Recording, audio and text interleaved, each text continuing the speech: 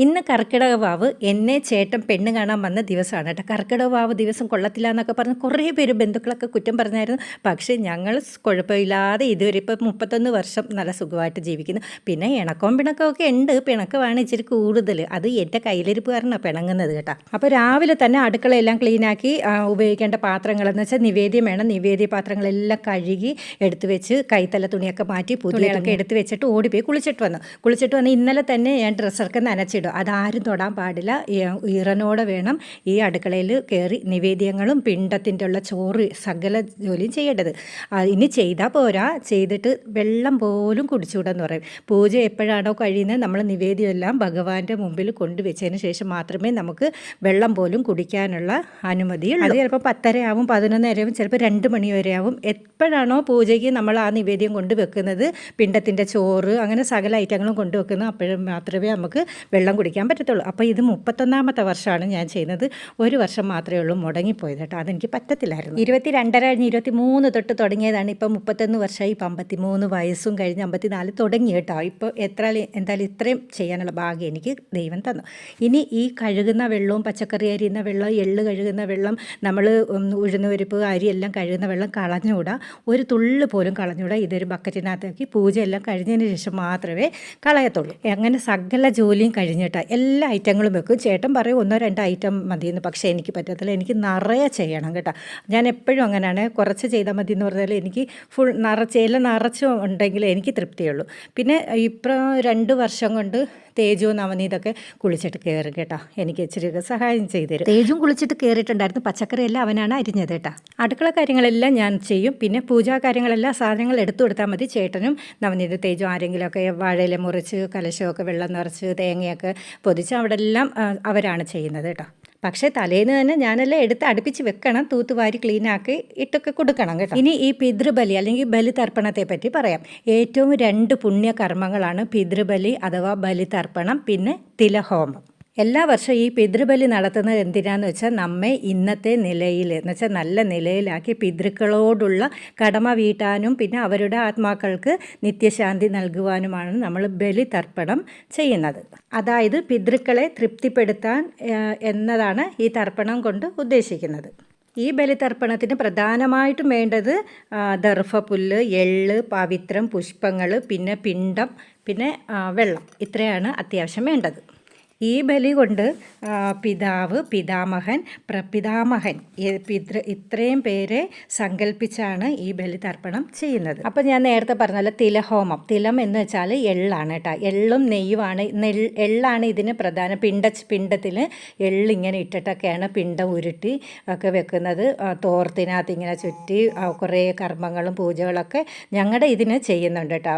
അതേപോലെ ഹോമം എന്ന് വെച്ചാൽ ഹോമകുണ്ടമൊന്നും ഒരുക്കത്തില്ല. നമ്മളെ തൊണ്ടില്ലേ, തൊണ്ടും കൊതുമ്പും ഒക്കെ വെച്ചിട്ടാണ് ആ അഗ്നിദേവനെ സമർപ്പിക്കുന്നത്. ഈ എള്ളും നെയ്യും എല്ലാം കൂടെ സമർപ്പിക്കുന്നത്. ആദ്യമേ പൂജയൊക്കെ കുറേ കഴിഞ്ഞിട്ട് നമ്മൾ ചെയ്ത നിവേദ്യങ്ങളും സദ്യവട്ടങ്ങളും എല്ലാം ഭഗവാനെ കൊണ്ട് നിവേദിച്ചതിന് ശേഷമാണ് ഈ പിണ്ടമൊക്കെ ഉരുട്ടിയുള്ള പൂജ ചെയ്യുന്നത്. ഞങ്ങളുടെ കൊങ്കിണി ഐറ്റങ്ങൾ എല്ലാ ഐറ്റങ്ങളും ചെയ്യണം. അവരവരുടെ സൗകര്യം അനുസരിച്ച് ഞാൻ നേരത്തെ പറഞ്ഞ പോലെ ഞാനെല്ലാം ചെയ്യും. പിന്നെ 5 കൂട്ടം നമ്മൾ വറുക്കാറുണ്ട് കേട്ടോ. അല്ലെങ്കിൽ 3. ഞാനിപ്പോൾ ഇന്ന് 3 ഐറ്റങ്ങളെ ചെയ്തോളൂ. പിന്നെ കൂട്ടുപായസം വേണം. ശർക്കരയും നെയ്യും തേങ്ങാക്കൊത്തൊക്കെ ചേർന്ന് അരിയൊക്കെ വേവിച്ചുള്ള കൂട്ടുപായസം ചെയ്തിട്ടുണ്ട്. അത് ചെയ്യാറുണ്ട്.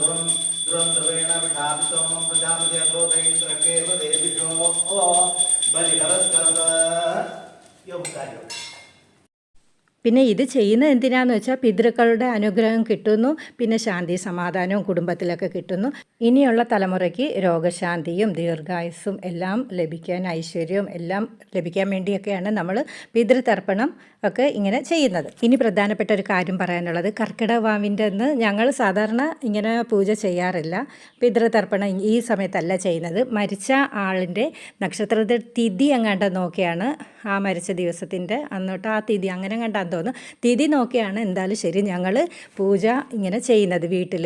ഞങ്ങൾ കൊങ്കിണിയിൽ വർഷാവർഷിക എന്നാണ് പറയുന്നത്. എല്ലാ വർഷവും അവർക്ക് ചെയ്യുന്ന ആണ്ടിനാണ് വർഷാവർഷിക എന്ന് പറയുന്നത്. പക്ഷേ ഇപ്പോൾ 2-3 വർഷം കൊണ്ട് ഞങ്ങൾക്ക് ഏപ്രിൽ മാസത്തിൽ ഞങ്ങളുടെ അമ്പലത്തിൽ സപ്താഹമൊക്കെ കയറി വരുന്നുണ്ട്. അത് മുടങ്ങി. അതുകൊണ്ട് കർക്കിടക വാവിൻ്റെ അന്നാണ് ഞങ്ങൾ ഈ തർപ്പണം ചെയ്യുന്നത്. ഇനി ഞാൻ നേരത്തെ പറഞ്ഞതുപോലെ പിണ്ടം ഉരുട്ടി എള്ളൊക്കെ ഇട്ടിട്ട് പിന്നെ തേന്, പാല്, തൈര്, എള്ള് ഒക്കെ ചേർത്ത് ഇച്ചിരി വെള്ളമൊക്കെ ഉടഞ്ഞിട്ടാണ് ഇങ്ങനെ പിണ്ടം ഉരുട്ടി ഇങ്ങനെ കർമ്മങ്ങൾ ചെയ്യുന്നത്. പിതാമഹ ഗോത്രം ശർമ്മണ രുദ്രരൂപം ഏതാം ദശ്ചന്തു തേഭ്യശ്ചായാം പിണ്ടഃ തസ്മയതേ. ഇവിടുത്തെ അച്ഛൻ അമ്മ കൂടാതെ എൻ്റെ അച്ഛൻ അമ്മ പിന്നെ ഇവിടുത്തെ മൂത്ത ചേട്ടൻ ചേച്ചി 2 ചേച്ചിമാരുണ്ട്. അവർക്കൊക്കെ വേണ്ടി എല്ലാവർക്കും കൂടെ ഒരുമിച്ചാണ് പിതൃതർപ്പണം ഈ ദിവസം ചെയ്യുന്നത്. ഇനി ഈ കർമ്മങ്ങളെല്ലാം ചെയ്തതിന് ശേഷം ഈ തോർത്തിനകത്ത് നല്ലതുപോലെ ഭദ്രമായിട്ട് ഈ പിണ്ടം എല്ലാം കെട്ടിയിട്ട് നമ്മൾ ആറ്റിൽ കൊണ്ട് ഒഴുക്കിയാണ് കളയാറ് പതിവ്. ഇനി നമ്മൾ നേരത്തെ നിവേദ്യമൊക്കെ പൂജിച്ച് മാറ്റി വെച്ചല്ലോ. പക്ഷേ ഞങ്ങളാരും അതിൽ നിന്ന് എടുത്ത് കഴിച്ചുകൂടാ കേട്ടോ.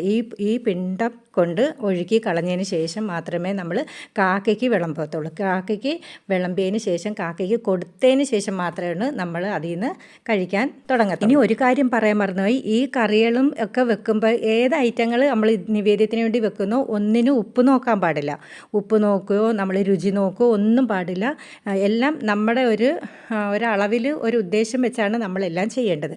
പിന്നെ ഈ പൂജ കഴിഞ്ഞതിന് ശേഷമാണ് ഉപ്പുണ്ടോ പുളിയുണ്ടോ എന്നൊക്കെ നമ്മൾ നോക്കുന്നത്. അപ്പോൾ ഈ കർക്കിടക വാവിന് ഇങ്ങനെയൊക്കെ കുറേ പ്രത്യേകതകളുണ്ട് കേട്ടോ. നമ്മൾ പിതൃക്കളോട് ചെയ്യുന്ന കർമ്മങ്ങളും അനുഷ്ഠാനങ്ങളും ഒക്കെ ഇപ്പോഴും ആചരിച്ച് വരുന്നതുകൊണ്ട് ഞങ്ങൾക്ക് അതീവ സന്തോഷം, വളരെ ഭാഗ്യമായിട്ടാണ് ഞങ്ങൾക്ക് തോന്നുന്നത്. 22ാമത്തെ വയസ്സിൽ എനിക്ക് എൻ്റെ കല്യാണം കഴിഞ്ഞ് ഇവിടെ വന്നപ്പോൾ ആദ്യമായിട്ട് ഇങ്ങനെ പാചകമൊക്കെ ചെയ്യണമെന്ന് പറഞ്ഞപ്പോൾ സത്യം പറഞ്ഞാൽ എനിക്കൊരു വക അറിയത്തില്ലായിരുന്നു.